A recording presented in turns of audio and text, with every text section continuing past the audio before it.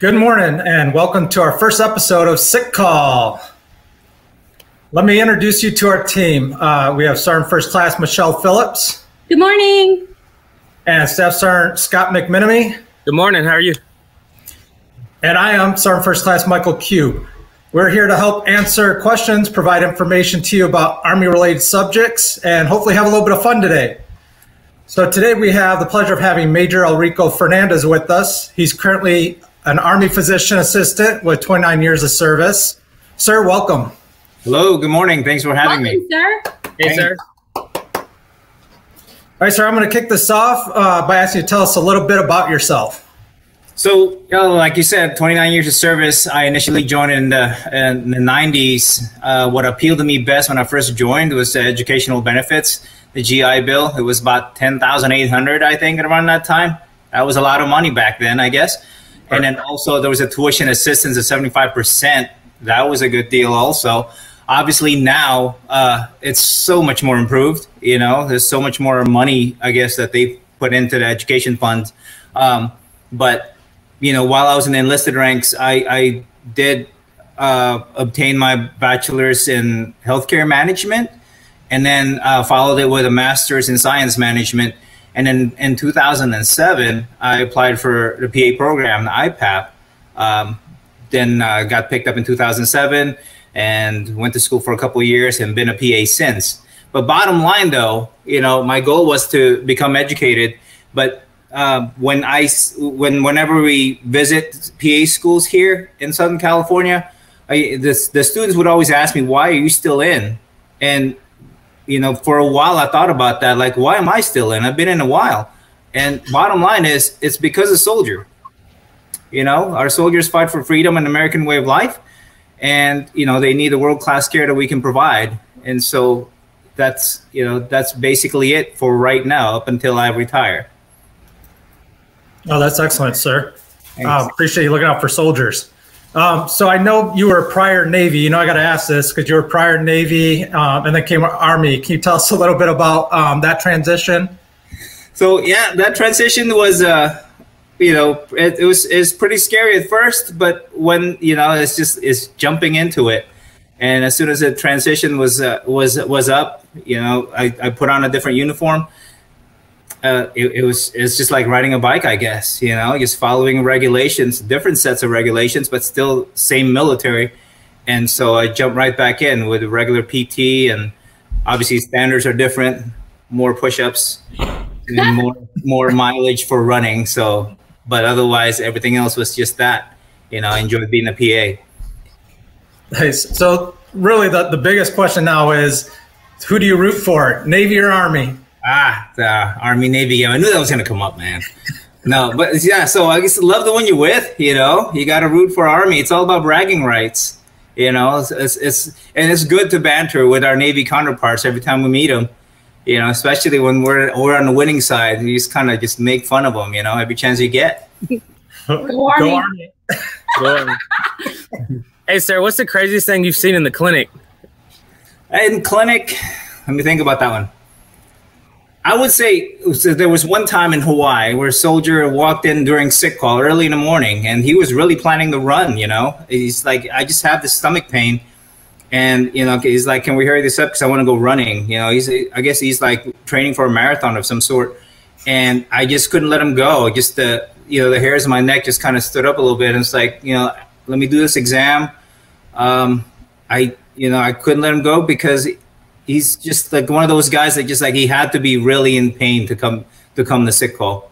And then I ended up sending him to the emergency room. They did the ultrasound, and it turned out to be ultimately a perforated appendix. I was in shock because it's like dude was like ready to run, you know, after seeing me. And in fact, he almost walked out of clinic. But yeah, so much for that, you know. But in a deployed setting, there was a gentleman, a soldier, that was trying to tie down gear on top of a Stryker, which is a combat vehicle. And for our viewers, for comparison, it's basically the height of a small RV. He was on top of that trying to tie down his gear and equipment, and he lost his balance and fell. And I don't know how he did it, but I'm guessing his knee hit the ground first. So he basically sustained a comminuted fracture. His patella was like broken in several pieces. Yeah. Walked into the aid station, his kneecap looked like a crown, you know, and that was a fun medevac for my team. So very That's interesting. crazy. So obviously troop care is a little different than, you know, a standard clinic. So Yeah. what does a day look like for you, typical day in an Army clinic?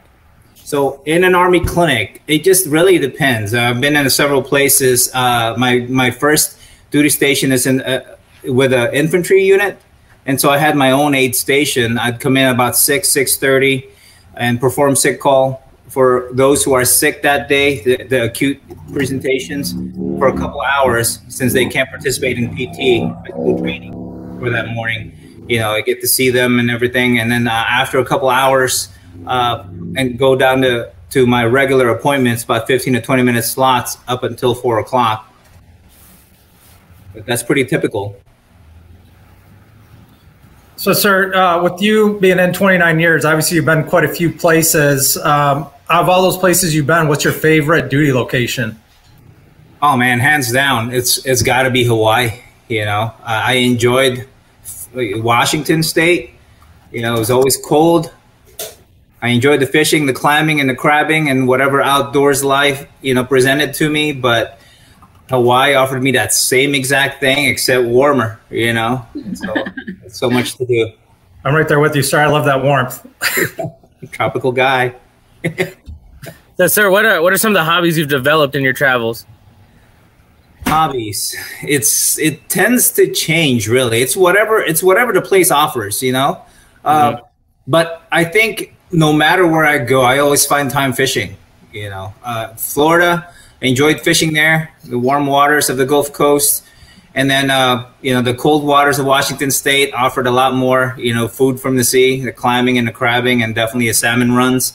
And then Hawaii, the deep sea fishing in Hawaii with all the, you know, the salmon, not salmon, but what is that? The marlin. You know, catching this giant fish. And then here in California, I try to go fishing, deep sea fishing with my brother, but that comes maybe once a month, once every 2 months. So I miss it. But now I'm into gardening, but that's another story. So, sir, I got one for you. So obviously all these cool places you've been, that you've definitely tried a lot of different dishes. What's the favorite dish you've ever had? Let's see. You know, there's always a crawfish boil in, you know, in the South. Yeah, that's delicious. But yeah, and then of course, you know, the spicy ahi poke of Hawaii. That's delicious too. But hands down, man, it's my experience in Italy. It's called the spaghetti alle vongole, which is Italian for spaghetti with clam sauce. Ever since I tasted that, it's just the fresh, you know, fresh catch from the ocean, and then, you know, with all the fresh, you know, picked tomatoes from the backyard. It's just the flavor of that. Like every time I go to any restaurants here now in the U.S., I tend to make that comparison. You know, like I always order that dish and then compare it to the original. Nice. Very cool. Yeah.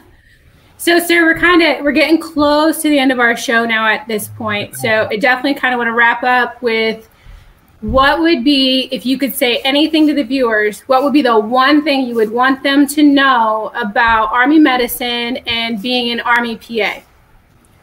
So Army medicine, also known as AMED, I guess the best way to put it would be, it's just really a great service to country, you know, and then just absolutely treating with a greater purpose, you know. So the U.S. Army is basically made of teams, you know, and those teams are like within units, and in the units within brigades and divisions and stuff like that.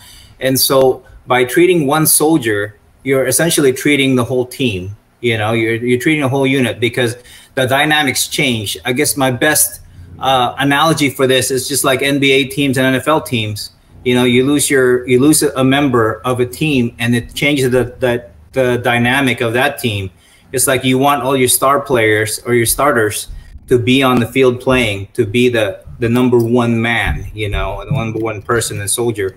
But if you replace him with a whole bunch of bench, you know, bench players and second stringers, it does change things a little bit. Like in the NBA, you lose your long range shooting and shot blocking, and in the NFL, you weaken the offensive or defensive line, because they're not as knowledgeable and they just don't have a lot of play time. So same thing with the military. It's just you try to keep the soldier life, and you try to keep the soldier healthy altogether, not soldier life, and hopefully you get all the starters and the most knowledgeable out there, and making us that the strongest army.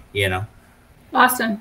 So obviously our environment's unique in itself, and we have a question from the feed on social media. Are there any other unique medical skills or experiences that we have that a civilian hospital or clinic wouldn't have?